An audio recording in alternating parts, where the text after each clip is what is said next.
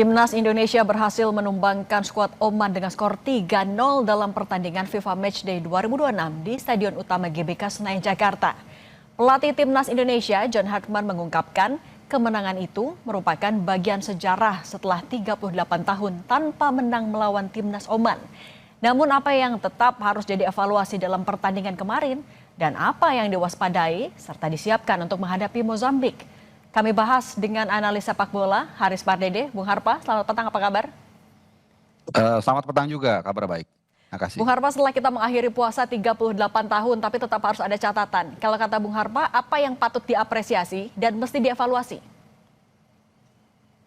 Ya, tadi puasa 38 tahun itu tidak menang dari Oman ya. Jadi terakhir kali kita menang lawan Oman itu tahun 88. Satu display yang sangat positif di pertandingan kemarin di GBK, kita bukan hanya bisa menang 3-0, tapi juga kita bisa mencatatkan clean sheet ya. Jadi ada 3 pertandingan saat ini di bawah John Hartman.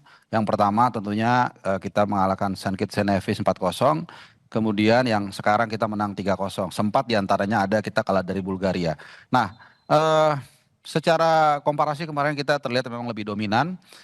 Oman terutama di babak pertama mereka tidak keluar menyerang, tidak menekan.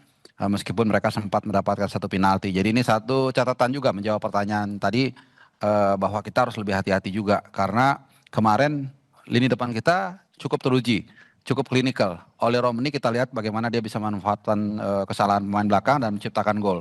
Kemudian juga dari Ragnar, cutback dari kanan langsung diselesaikan dengan baik. Nah tapi lini belakang ini belum teruji nih. Karena 3 pertandingan sebenarnya kita menghadapi lawan yang relatif tidak punya daya tekan. St. Kitts and Nevis ya kita tahu lah seperti apa levelnya.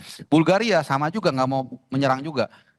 Jadi kita tidak diuji dan Oman juga kemarin gitu. Babak kedua mungkin agak sedikit ada tekanan, makanya kemudian Justin Hapner agak sedikit ceroboh, ada pelanggaran dan kemudian penalti. Untung ada Emil Laudero yang berhasil menggagalkan. Jadi konsentrasi ini mungkin menjadi salah satu PR. Dan kedua, kedalaman skuad. Ya kemarin kita lihat kalau tim inti mungkin oke ya, tapi bagaimana nanti kalau misalnya ada mitigasi, pemain sudah kelelahan, lalu mungkin ada yang cedera atau kartu kuning, kartu merah. Mungkin ini yang harus diperhatikan di pertandingan menghadapi Mozambik nanti tanggal 9.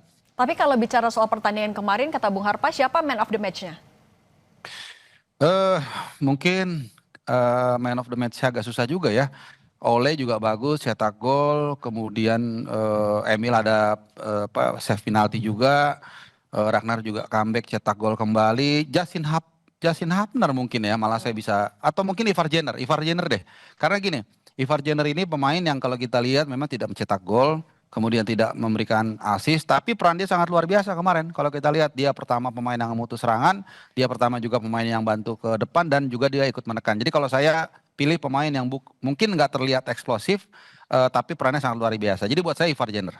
Oke, kalau kita lihat permainan kemarin kan juga tampaknya John Hartman cukup fleksibel ketika menyesuaikan susunan pemain. Misalnya Calvin Verdong juga akhirnya digeser ke sayap kanan. Kalau menurut Bung Harpa, ini strategi yang bagus untuk diulang di lawan Mozambik nanti atau ada yang harus dipertimbangkan? Ya, Verdong di plot sebagai DM ya, seperti biasa. Ini awal muasalnya itu Patrick Kluivert ya, waktu lawan Libanon di situ di GBT di pertama kali dia ditempatkan sebagai DM dan berjalan sehingga sekarang alternatifnya cukup banyak lah. Nah, menghadapi Mozambik ini memang banyak opsinya gitu. Kita mau ngedahuluin apa nih? Mau mendahulukan euforia karena sudah ada kemenangan yang cukup membuat penonton itu puas ya. Saya lihat di mana-mana mereka cukup puas lah, positif persepsinya. Kemudian menampilkan tim terbaik dan meraih kemenangan. Artinya momentum ini dapat nih. Kemudian ranking FIFA kita pun bukan tidak mungkin lebih baik lagi. Karena saat ini kita berbicara itu sudah naik 4 strip. Dari 122 ke 118. Apakah kita bernafsu menghajar itu? Atau kemudian kita juga membagi fokus dengan AFF. AFF itu nggak lama lagi akan berlangsung. 1,5 bulan. Akhir Juli kalau nggak salah 27 Juli itu mulai sampai dengan Agustus. Nah apakah kita kemudian juga memberikan porsi yang besar kepada para pemain yang kemungkinan besar akan jadi tulang punggung di AFF nanti. Yaitu apa? Pemain-pemain yang main di Super League. Di Indonesia dan di Thailand. Ada Sandy Walsh di sana. Mungkin kalau dipanggil juga ada Pratama dan Asnawi. Jadi kita nggak tahu ya prioritas dari John Hartman dengan BTN, Pak Sumarji dan juga Alexander Zwier sebagai direktur teknik ini mau kemana gitu. Sama-sama semuanya ada plus minus. Tapi kalau buat saya sih paling ideal adalah dua-duanya dapat. Jadi kita bisa menang, poin kita atau ranking FIFA kita semakin baik. Momentum yang bagus ini juga terus berlanjut, tapi di sisi lain juga ada rotasi para pemain seperti Rizky Ridho, Beckham Putra, Yakob Sayuri, Doni Tripamungkas, Sadir Ramdhani, dan lain-lain, Raihan Hanan bahkan yang belum dicoba, untuk juga diberi minute play supaya nanti mereka juga punya modal saat nanti berlaga di AFF musim bulan depan. Nah, Bung Mar, apa yang juga jadi tantangan ketika lawannya adalah klub dari Afrika adalah soal privilege fisik yang mereka miliki. Gimana cara kita bisa menanggulangi itu nanti ketika melawan Mozambik? Ya, kalau kita lihat dari prototipenya Jepang ya, sebenarnya apa ya, kendala fisik itu sebenarnya di olahraga, terutama di olahraga yang sepak bola ya dan kolektif itu nggak terlalu berpengaruh gitu. Saya ambil filosofi falsafah paling mendasar aja. Kalau memang itu menjadi kengerian bahwa orang yang bertubuh tinggi, berlari kencang itu yang jadi juara, maka Afrika akan juara terus gitu. Jadi kita nggak perlu khawatir sebenarnya. Jepang kita lihat secara postur mereka bukan seperti Afrika misalnya, besar-besar, tinggi-tinggi dan kencang. Tapi mereka bisa menghajar Brazil, bisa menghajar Jerman, menghajar Spanyol dan lain-lain. Jadi menurut saya main cepat, kemudian juga buka ruang, kolektivitas. Kalau kita bisa menjalankan itu, saya pikir melawan Mozambik yang peringkatnya sebenarnya tidak lebih baik dari Oman. Oman itu 79, Mozambik itu 101 gitu. Itu sebenarnya sangat mudah untuk kita tanggulangi. Asal tadi itu kita bermain secara kolektif dan bermain lebih rapat dalam mengovercome dari keunggulan fisik Zimbabwe. Nah, Mozambik, sorry. Oke, salah satu highlight dari permainan kemarin kan juga ada debut dari Matthew Baker. Kalau menurut Bung Harpa, gimana tampilan perdananya? Menurut saya itu berjalan dengan sangat sempurna. Dari jauh-jauh hari saya sudah melihat pemain ini memang ya berbeda. Tidak bisa dipungkiri ya bagaimana dia dididik di negara yang sepak bola grassroots lebih maju, yang memperhatikan pemain-pemain berusia, dan kita lihat tekniknya, mentalitasnya. Dan kemarin tadi kan ada juga tuh teman-teman redaksi menghadirkan momen dia ketika mematahkan serangan dari Oman. Ya, pemain nomor 9 kalau nggak salah dari Oman itu dia patahkan, dan kemudian dia juga menjadi pemain termuda yang menjalani debut bersama tim nasional kita. Jadi semua berjalan positif, tapi tentu harus pelan-pelan dipupuk supaya dia bisa menjadi pemain yang matang.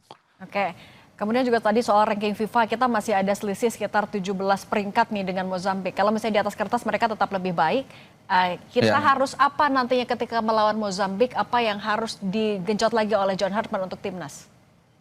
Ya, saya pikir apa yang sudah dilakukan atau yang display yang kita lihat saat menghadapi Oman itu bisa diduplikasi ya lawan Mozambik, meskipun dengan beberapa mungkin juga perubahan ya. Dan kita tahu John Hartman ini pelatih yang berani juga melakukan perubahan keluar dari zona nyaman. Kita masih ingat Dejan Neves secara tidak terduga, secara mengagetkan dia mengubah posisi dari seorang Oli Romney menjadi nomor 10. Ya, bermain lebih menyayap, menyuplai bola, dan dia memberikan 1 atau 2 assist, saya lupa, kepada Beckham Putra.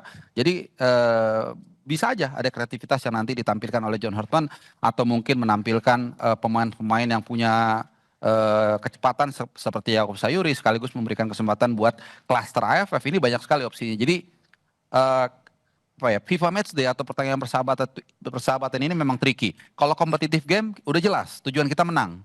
Tujuan kita tampil pemain terbaik. Tapi kalau FIFA Matchday ini kadang-kadang kita serba salah. Apalagi John Hartman ini pelatih baru, tentu dia juga ingin mengimpress penonton Indonesia, which is dia sudah mulai mengimpress penonton kita. Tapi di sisi lain juga dia harus mungkin melakukan sedikit-sedikit uji coba, mencoba pemain yang mungkin dia juga agak ragu apakah bagus untuk nanti persiapan ke checkpoint AFF dan juga Piala Asia yang tidak lama lagi akan bergulir Januari dan Februari 2027. Baik. Bung Haris Pardede, analis sepak bola, terima kasih sudah berbagi pandangan bersama kami. Sehat selalu, Bung. Sama-sama.